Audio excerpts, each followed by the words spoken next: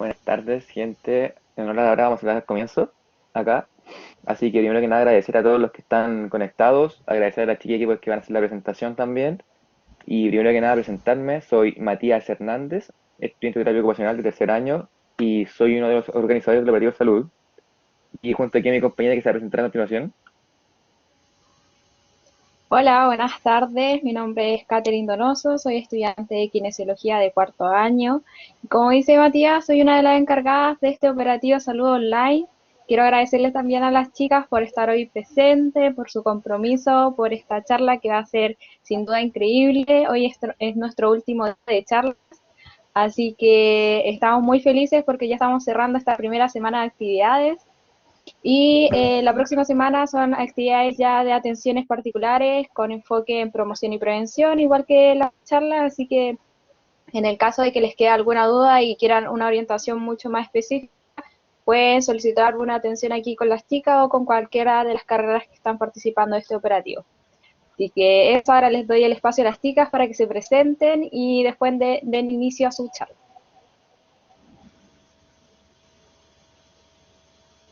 Ya, hola, como sabrán, mi nombre es Valeria León, soy estudiante de quinto año de terapia ocupacional y nada, esta charla está hecha con mucho cariño, amor y dedicación, así que le doy el paso a mis compañeras también para que se puedan presentar.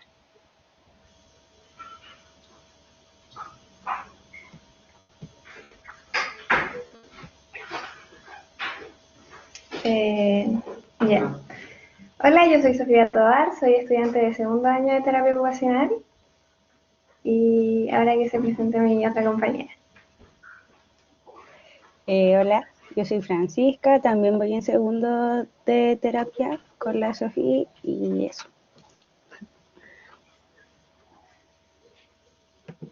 Ya, entonces ahora les vamos a presentar nuestro tema, como sabrán también, es sobre los tipos de demencia y el quehacer de un terapeuta ocupacional. Y probablemente exista algún desconocimiento sobre qué es un terapeuta ocupacional o a qué nos dedicamos principalmente.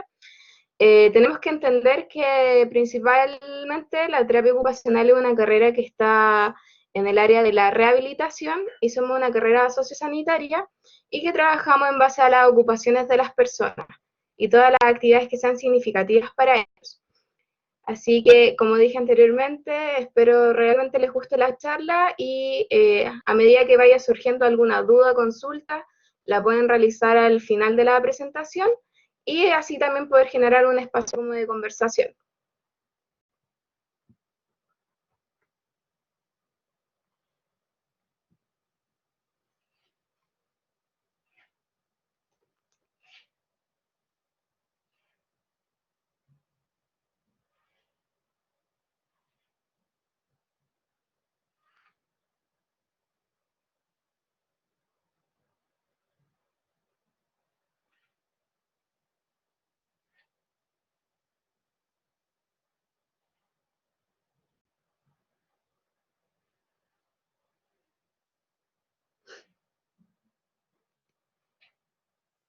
Ya.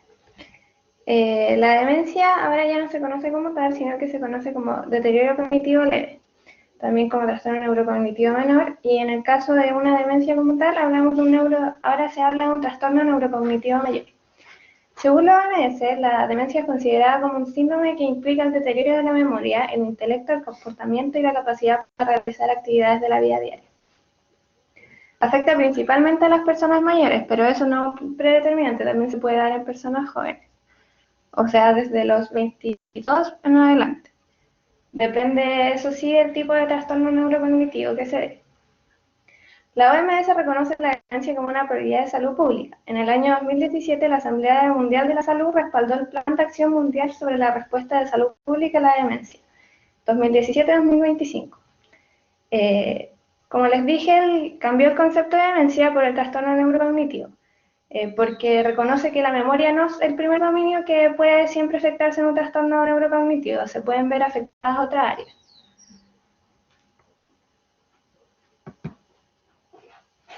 Este es un plan de acción de la OMS, un plan de acción mundial sobre la respuesta de salud pública a la demencia. La visión es lograr un aumento en el que se pueda prevenir la demencia y las personas con demencia y sus cuidadores vivan bien y reciban la atención y el apoyo que necesitan para realizar su potencial con dignidad, respeto, autonomía e igualdad. El objetivo va a ser mejorar la vida de las personas con demencia, sus cuidadores y sus familiares, y reducir el impacto de las demencias sobre ellos y sobre la comunidad y los países. Este plan tiene 7 esferas de actuación y metas. La primera es la demencia como prioridad de salud pública. Se espera que para el 2025 el 75% de los países tengan políticas, estrategias, planes o marcos nacionales sobre la demencia. La segunda esfera es la sensibilización y adaptación a la demencia. Para el 2025, el 100% de los países tendrán en marcha campañas de sensibilización sobre la demencia. Para el 2025 también se espera que el 50% de los países contarán con al menos con una iniciativa de adaptación a la demencia. La tercera esfera es reducción de riesgo de demencia. Se habrán alcanzado las metas mundiales de reducción de riesgos fijadas en el Plan de Acción Mundial para la Prevención y el Control de las Enfermedades no transmisibles, 2013-2020. La cuarta esfera es el diagnóstico, tratamiento, atención y apoyo de la demencia. Para el 2025 se espera que al menos el 50% de las personas con demencia estarán diagnosticadas como mínimo en el 50% de los países. La quinta esfera es un apoyo a los cuidadores de las personas con demencia. Para el 2025, el 75% de los países presentarán apoyo y formación a los cuidadores y a los familiares. La sexta esfera es el sistema de información sobre las demencias. Para el 2025, el 50% de los países recopilarán sistemáticamente datos de un conjunto básico de indicadores sobre la demencia. Y por último, la séptima esfera es la investigación e innovación sobre la demencia. Los resultados de las actividades mundiales de investigación sobre la demencia se duplicarán entre el 2027 y el 2025. Ahora vamos a hablar de la prevalencia de los trastornos neurocognitivos. Somos una población envejecida, es por esto que hay una prevalencia entre el 5% al 8% de adultos mayores. Se dan un 20% mayores de 80 años, ya que viven un mayor índice al deterioro cognitivo, pero no necesariamente un predeterminante. Las mujeres son más propensas que los hombres y las cifras van en aumento debido a la pandemia. Y los factores de riesgo son los siguientes. Podemos encontrar los no modificables y los modificables. En los no modificables podemos encontrar la edad, el sexo y la genética. La genética se puede hablar de que si a una persona de tu familia tuvo algún trastorno neurocognitivo, se te puede presentar, pero no necesariamente. El sexo, igual como mencioné anteriormente, que las mujeres son más prevalentes, y la edad. Los modificables son la escolaridad, la dieta y el ejercicio, el consumo excesivo de alcohol, los factores de riesgo cardiovasculares, el tabaquismo, la diabetes, la apnea del sueño y las deficiencias vitamínicas nutricionales.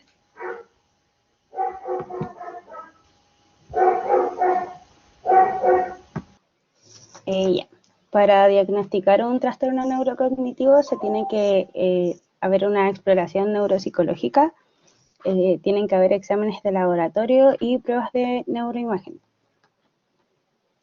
Están 6 subtipos de trastornos neurocognitivos. El neurocognitivo debido a la enfermedad de Alzheimer es uno de los más comunes. Afecta al lóbulo temporal y es un trastorno progresivo. El frontotemporal también es neurodegenerativo, afecta generalmente la conducta y el lenguaje y daña el lóbulo frontal y temporal.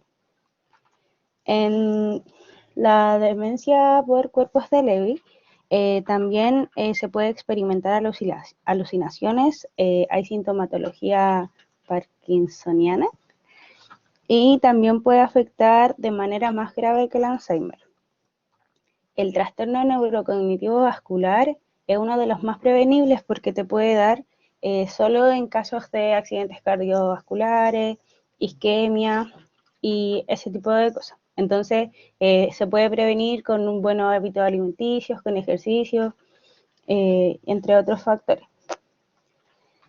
El trastorno neurocognitivo debido a la enfermedad de Huntington es hereditaria. Es neurodegenerativo y se presentan generalmente en movimientos anormales. Y el trastorno neurocognitivo debido a la enfermedad de Parkinson también es neurodegenerativa, es progresiva y da parálisis agitante. Ahora hay un cuadro comparativo de los 6 tipos de demencia y los criterios diagnósticos, ahí me pasé. En los criterios diagnósticos está la pérdida de una o más funciones, de 2 o más funciones cognitivas, y de esas funciones una sí o sí tiene que ser la memoria. La otra puede ser quizás el lenguaje, la capacidad ejecutiva, las praxias o otra. Debe haber una interferencia en las actividades habituales del paciente, quizás se le dificulta ahora movilizarse, o se le dificulta comer, o quizás cocinar. La causa debe ser demostrada por una afección orgánica cerebral y debe excluirse el compromiso de conciencia.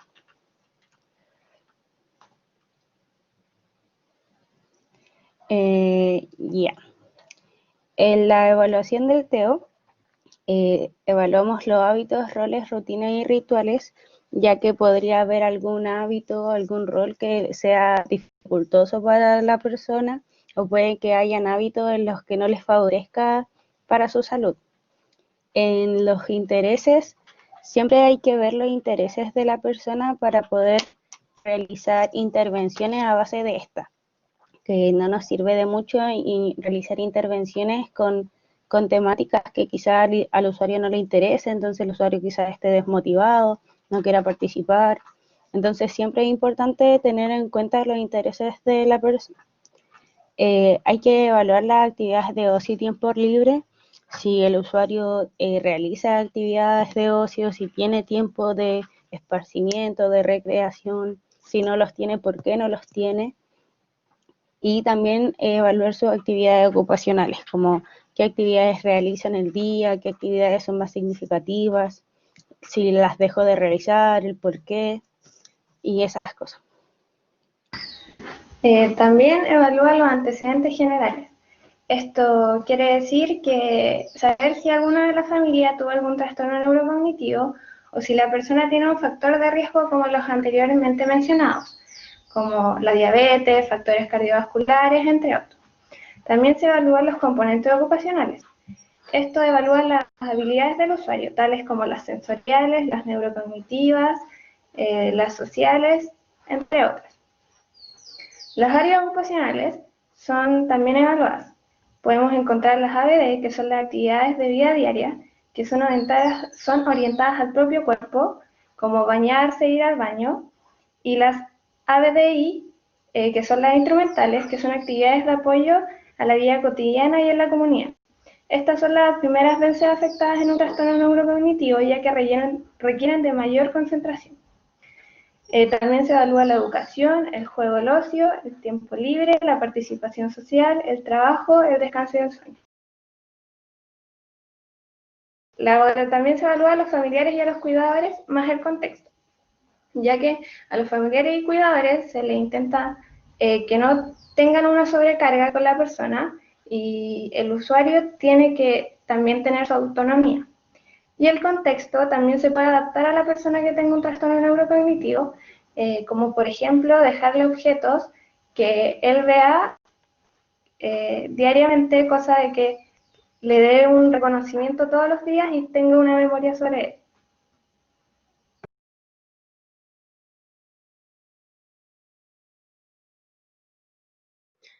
Bueno, con respecto, por ejemplo, a los objetivos de la terapia ocupacional, ya en algún tipo de diagnóstico de demencia o algún deterioro cognitivo leve o moderado, el principal foco que tiene un terapeuta ocupacional siempre está orientado a mejorar la calidad de vida de la persona y también de la familia.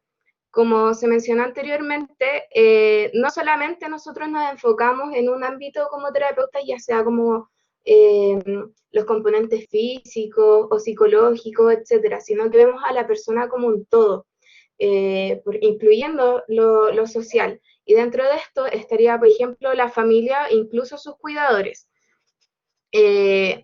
Y obviamente dentro de esto está ligado el poder maximizar o mantener la funcionalidad ocupacional que tiene la persona. Como se mencionó antes también, terapeutas trabajamos en base a las ocupaciones. Y las ocupaciones vienen siendo toda esta actividad que es significativa e importante para la persona. Independiente a su diagnóstico, ya sea algo más severo o algo leve, la persona aún así en ocasiones suele mantener mucho sus intereses. Entonces es súper importante poder validar todas estas decisiones que tiene la persona y obviamente si uno los puede ayudar mejorando la participación de ellos en estas actividades, es increíble y con ello obviamente se pueden incorporar como técnicas de adaptación de actividades, ya sea por ejemplo simplificando la dificultad que pueda tener alguna tarea, etcétera, y además consigo obviamente trabajar todas estas habilidades remanentes que vendrían siendo las habilidades que quedan en esta persona y que hay que obviamente mantenerlas y maximizarlas dentro de lo posible. Como dijimos antes también, tenemos mucho foco con respecto al quehacer con un cuidador. Y obviamente así también disminuir la sobrecarga que puede generar el estar cuidando a una persona con algún tipo de demencia. Y con ello también tenemos que nuestro foco también tiene que estar en mantener la independencia y autonomía en las actividades cotidianas, es decir, como poder darle la autoridad a la persona de que siga eligiendo lo que quiere hacer, lo que no quiere hacer. A veces se suele pensar como muy, no tiene conciencia de lo que se tiene que poner como ropa, etcétera, pero incluso el poder otorgarle el poder decidir qué quiere ya es una actividad significativa para este, y mantener el desempeño en los roles o rutinas y mejorar también la red de apoyo familiar y a nivel comunitario. Como terapeutas también tenemos mucho foco en, por ejemplo, gestionar la participación de estas personas en programas ya sea de Senama, en actividades a nivel municipal, etcétera, y se suele pensar que quizás nosotros no hacemos eso, y obviamente acompañados con un asistente social, etcétera, gestionamos esta como ampliación de red y vemos obviamente lo que sea favorecedor para la persona. Y con ello mejoramos la participación social. Y mantener también las actividades de ocio y tiempo libre, vinculando a esta persona en situación de discapacidad con su familia, cuidadores, amigos, etcétera, e incluso dentro de una intervención terapéutica. Nos quedó pendiente el poder explicar un poquito del cuadro comparativo, donde existía como la prevalencia o los trastornos neurocognitivos más comunes, y aquí mi compañera Francisca lo iba a explicar.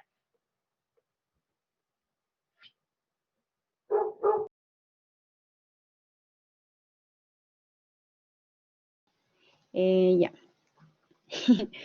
En el cuadro comparativo generalmente se ven como, se muestran como la sintomatología que puede tener. En algunos se muestran los lóbulos del cerebro que afecta y las alteraciones que puede generar los trastornos. Por ejemplo, en el de Alzheimer hay un empeoramiento en la memoria y otras funciones cognitivas que se ven a través del empeoramiento progresivo. En el frontotemporal, como el lóbulo frontal es como el lóbulo de la conducta, altera ese trastorno la conducta y el lenguaje. En los cuerpos de Lewy hay una sintomatología parkinsoniana que es como la rigidez, temblores, síntomas que son más comunes quizá de la enfermedad de Parkinson. También dice que afecta funciones ejecutivas más graves que el Alzheimer. Puede ser funciones ejecutivas como la planificación, el procesamiento de información, el iniciar alguna actividad, el trastorno neurocognitivo vascular, que como dije es el más prevenible porque solo se produce con accidente cerebrovascular, conectivo isquémico, hemorrágicos, que es solo por como esas causas. Entonces, por eso es como uno de los más prevenibles. El de enfermedad de Huntington es neurodegenerativa y hereditaria porque es autosómica dominante, entonces se puede heredar hacia los hijos o desde los abuelos. Puede haber como dentro de la genética la enfermedad. Y ahí también se presentan movimientos anormales, hay síntomas psiquiátricos y puede llegar a la demencia. Y en el trastorno neurocognitivo debido a la enfermedad de Parkinson también es neurodegenerativa y progresiva y hay una parálisis agitante y se debe a una degeneración de las neuronas dopaminérgicas. Chiquillos, yo creo que lo más importante aquí en general del cuadro comparativo es poder tener un poco de noción en cuanto a qué es lo más común que nosotros como terapeutas nos toca ver más adelante, ya sea, por ejemplo, en prácticas de cuarto año, internado, o ya nuestro quehacer como profesional propiamente tal. Eh, Como dije, en general existen distintos niveles de afectación que puede tener en una persona y tenemos que tener la capacidad de poder ir un poco más allá de lo que nosotros vemos, ya sea el diagnóstico. Porque, por ejemplo, con este trastorno neurocognitivo debido a cuerpos de Levy, lo que muchos quizás tampoco saben es que puede generar un gran alto riesgo de caídas, por ejemplo, y si tenemos una persona que se suele caer mucho, si tiene estas complicaciones, ya sea a nivel de marcha, puede que se caiga realizando, por ejemplo, la ducha, y eso ya es un riesgo porque incluso se puede, obviamente, caer, golpear en la cabeza, generar algún otro tipo de lesión. Entonces, siempre nuestro foco está orientado a poder evitar estas posibles complicaciones en la persona y obviamente también en el mismo cuidador. Y bueno, lo mismo pasa, por ejemplo, ya sea con la enfermedad de Parkinson o con ya la enfermedad de Alzheimer, que es un poco más común, como se dijo antes también, que bordea alrededor del 70% en prevalencia. Entonces, siempre todo orientado a mantener las habilidades que tenga esta persona y disminuir la sobrecarga en el mismo cuidador o familiar. Ahora, más que nada, chiquillos, queríamos hablar un poco más desde la experiencia propiamente tal, donde también queremos, por ejemplo, que ustedes nos puedan hacer dudas en el chat, cosa de que podamos hacer una especie de conversación en cuanto a si ustedes han visto o tienen algún familiar con algún tipo de trastorno neurocognitivo, ya sea leve o ya cayendo en la demencia, y poder abordarlo y poder conversar sobre esto, si, por ejemplo, ustedes ven que tienen algún tipo de dificultad al nivel de poder cómo acudir a sus necesidades quizás, o incluso tomándonos de cómo velar por la autonomía y la independencia de la persona.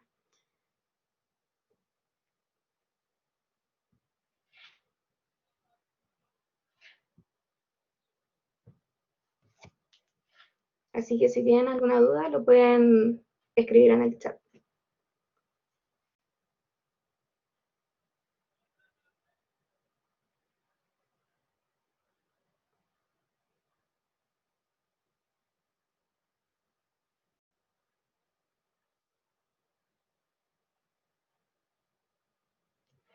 Ya, por acá, por ejemplo, nos escribieron si es que existe algún tipo de medicamento para poder tratar o reducir la demencia. La verdad, nosotros, por ejemplo, nuestro foco como terapia ocupacional va ligado no solamente quizá a estos temas de medicamentos, sino como también a las terapias no farmacológicas, que quizás puede ser, por ejemplo, con temas de reminiscencia, que vendrían siendo actividades donde ya sea música o imágenes donde pasadas, vividas antes, cosa de poder, por ejemplo, estimular el tema de la memoria a largo plazo o a corto plazo la persona. Y tenemos que entender que una demencia, ya sea, por ejemplo, Alzheimer, etcétera, las demencias son progresivas. Las demencias no tienen algún tipo de mejora y tenemos que entender que a lo largo de que vaya pasando el tiempo se va a incrementar, entonces como un medicamento propiamente tal, no sabría decirte, pero sí se utilizan estrategias no farmacológicas para poder mantener la habilidad en la persona. Por acá también dicen si se puede tener más de un tipo de trastorno neurocognitivo y efectivamente, por ejemplo, puede que una persona tenga el diagnóstico de un accidente cerebrovascular y eso le generó algún tipo de problema a nivel cognitivo, ya sea, por ejemplo, con memoria o atención, y perfectamente también a lo largo del tiempo puede desarrollar un diagnóstico de demencia o algún otro, ¿ya?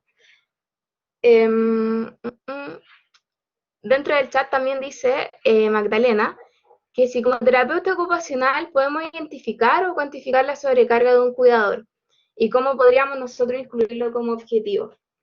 Eso es súper importante porque como se menciona también dentro de las mismas diapos, nosotros como terapeutas, nuestro foco también está en el ambiente de esta persona y nosotros mediante una pauta de evaluación o también mediante la observación clínica podemos ver algunos signos de sobrecarga en la persona. Por ejemplo, que está más irritable, que quizá no tiene la misma motivación de cuidar a una persona.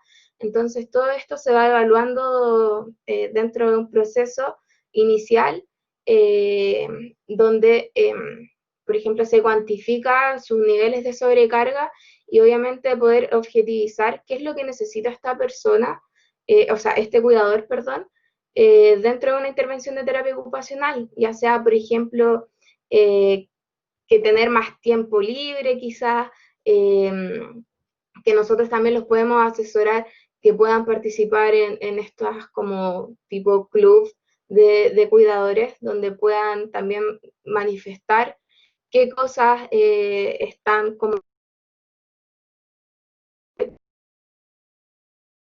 de poder conversar las situaciones, porque puede pasar que en ocasiones cuando un cuidador está muy sobrecargado, sin querer, eh,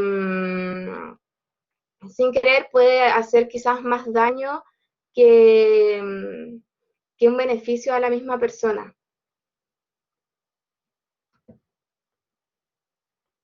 También dice,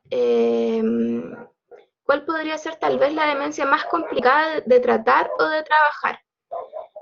Sinceramente, yo creo que toda demencia tiene una complicación, ya sea por temas físicos, emocionales, etcétera, pero quizás la más difícil o más compleja puede ser la de Alzheimer, porque también, como se mencionaba, es progresiva, tiene una evolución igual un poco rápida, entonces ya sea para el mismo tratamiento o los mismos familiares, genera una carga y un impacto emocional gigante.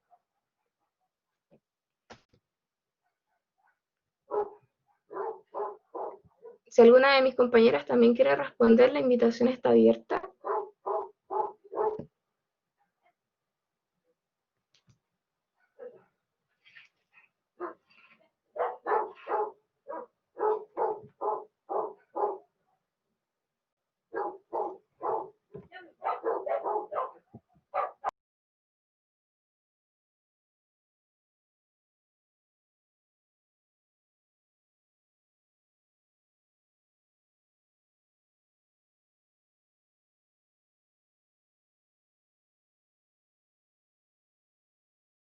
Ya, dentro del chat también dice Amalia, ¿qué hacer cuando ellas aseguran que están en un año y lugar que no es en el que se encuentran realmente? ¿Qué estrategia se puede utilizar?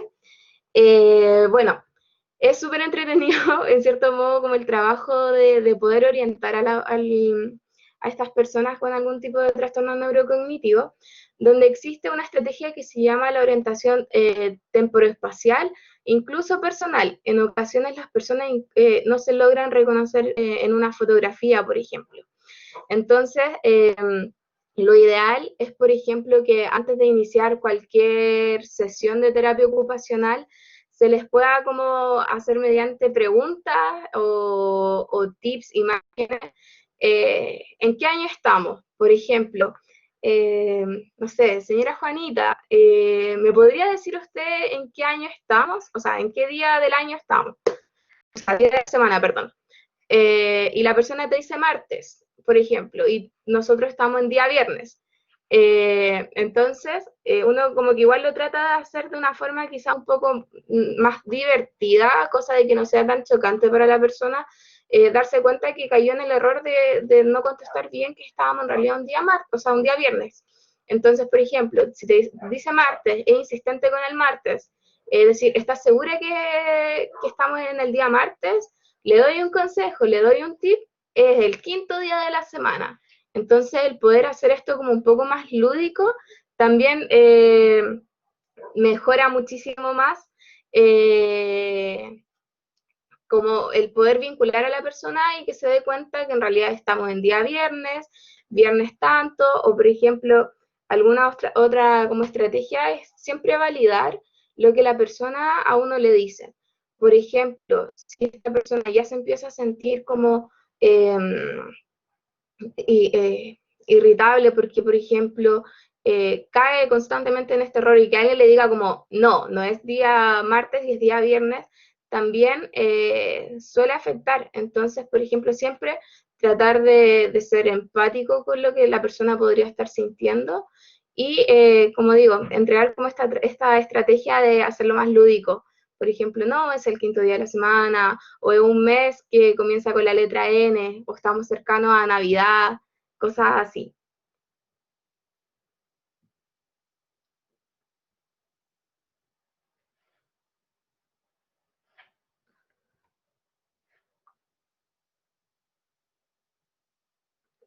Ya, entonces, Carolina dice, existe un cuestionario llamado MASLAT que puede ser autoaplicado en cuidadores para revisar su nivel de desgaste. Sí, aparte de ese cuestionario que es autoaplicado, también existe el cuestionario de sobrecarga del cuidador, que también se conoce como SARIT, que también es una pauta que se va realizando en conjunto y se va evaluando, por ejemplo, en qué cosas se siente también más desgastado, ya sea, por ejemplo, si siente que el familiar necesita más ayuda o cómo la persona también se siente, por ejemplo, en cuanto si tiene temor por el futuro de su familiar, entre otros puntos, pero esos son como más que nada lo más importante. Sí, no sé si tienen alguna otra duda, consulta. Sí, de Magdalena, que pregunta cuál sería la diferencia entre la demencia por cuerpo de Lewy y la causada por enfermedad de Parkinson. El cuerpo de Lewy ocurre cuando se acumulan cuerpos de Lewy en partes del cerebro que controlan la memoria, pensamiento y movimiento. El Parkinson degenera las neuronas dopaminérgicas.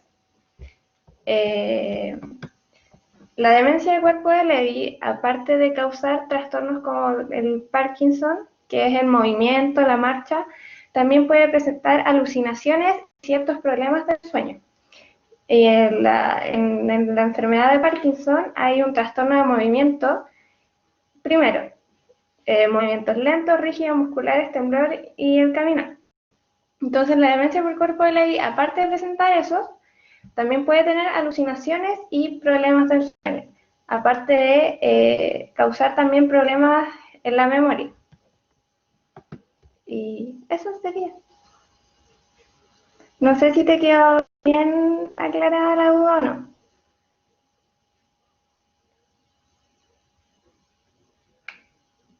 Ya. Ya, también Carolina nos pregunta qué hacer en el caso de caídas, que cerca de su casa hay muchos adultos mayores y tienen poca movilidad, pero igual salen a comprar. Ya, en el caso de caídas, bueno, obviamente, como dijimos, se realiza como una evaluación del contexto, de los ambientes donde están estas personas, y la casa, el exterior de la casa, la misma comuna en ocasiones, y se evalúa qué tipos de riesgo puede haber durante este trayecto o dentro de la misma casa. Entonces, en el caso de que, por ejemplo, hay algún tipo de riesgo como a nivel ya de calle o algo por el estilo, tratar de identificarlos, que la persona también lo identifique y quizás como poner mayor ojo en los como factores que podrían provocar en una caída. Por ejemplo, si sé que por tal calle quizás hay más hoyo, mayores desniveles, quizás evitar esta calle también y quizás incorporar otro trayecto, cosa de que sea también una actividad más segura para poder realizarla y que la siga ejecutando sin algún tipo de riesgo, caída o algún otro problema. No sé si queda claro. Yo quiero decir algo igual. En el caso de si la persona ya se cae, igual tener como cuidado, porque igual como que la calidad de las juezas de los adultos mayores igual es súper distinta a la que tenemos nosotros.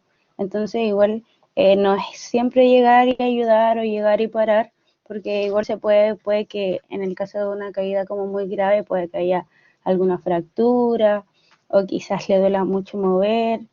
Entonces ahí igual preguntar quizás como que le duele, si siente mucho dolor para intentar pararlo, si en caso de que haya una fractura llamar a una ambulancia y no moverlo como de la posición en la que está para no generar como más daño y ese tipo de cosas igual.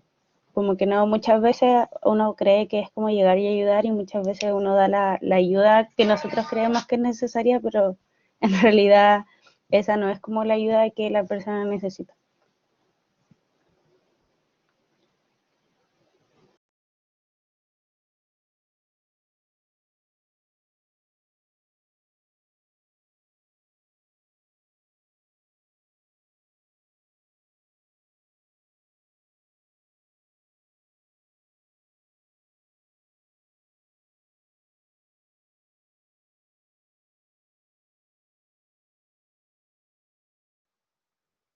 Ya, incorporando también a la respuesta, como terapeuta nosotros también hacemos este como acompañamiento en cuanto a si necesita alguna ayuda técnica que facilite, por ejemplo, el que pueda caminar más seguro. Entonces, por ejemplo, si existe un alto riesgo de caída, por ejemplo, no sé, incorporar quizás algún bastón eh, o quizás también algún de estos típicos que se dice como burritos, cosa de que lo pueda realizar de una forma más segura.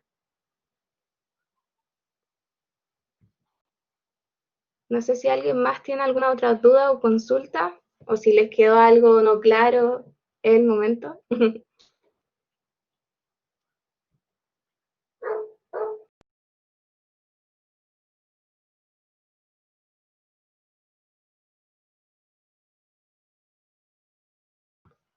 Bueno, entonces eso sería nuestra presentación por el día de hoy. De verdad queremos agradecer su participación en cuanto a las preguntas y esperamos que haya quedado un poquito más claro de qué es lo que hacemos nosotros como terapeutas ocupacionales dentro de un trastorno neurocognitivo, ya sea leve o ya algo mayor como una demencia.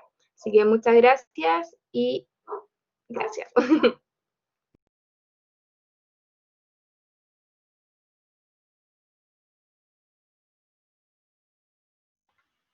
Muchas gracias, chiquillas, a ustedes.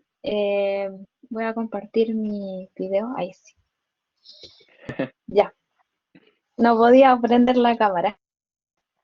La verdad estuvo súper la charla, les agradecemos, bueno, responder las dudas, hubieron hartas dudas, hartas inquietudes, pero agradecerles también por el compromiso. Oh, me dice que tengo una señal pésima. Bueno, ¿Se es te cosa de escucha? costumbre. ¿Se me escucha bien? ¿Sí? Sí. Bacán. Bueno, agradecerle a los presentes, a los asistentes que estuvieron en esta charla, a ustedes de nuevo por el compromiso, la participación y no sé si tiene algo que agregar, Mati. Sí, agradecer también ahí al público que se conectó, que de verdad que las preguntas siempre son buenas porque retroalimentan a las chiquillas y a ustedes también para aclarar sus dudas. Agradecer también a la chiquilla acá por tremenda presentación, de verdad muy buena y clara y específica con las cosas. Y eso, felicitarla a ustedes y agradecer a la gente que estaba conectada por sus preguntas y por la participación. ¿Algo que decir usted, chiquilla? Sí. Agregar, como para ir finalizando.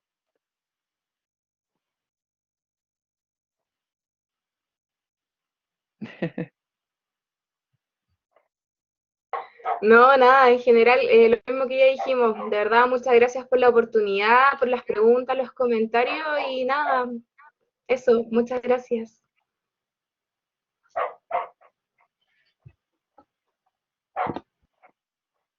Ya, qué bueno. Nosotros igual, esta charla queda grabada, va a ser subida a YouTube también y los links también se los vamos a mandar por correo. Y bueno, hoy día, como dijo Katy al principio, en nuestro último día de charlas, aún quedan tres, una a las 3, a las 4 y si no me equivoco, a las 5 es la última, o 5:30. Así que todos invitados también Una a a las las, charlas que quedan. no a las 3, es a las ¿A 2. cuántas?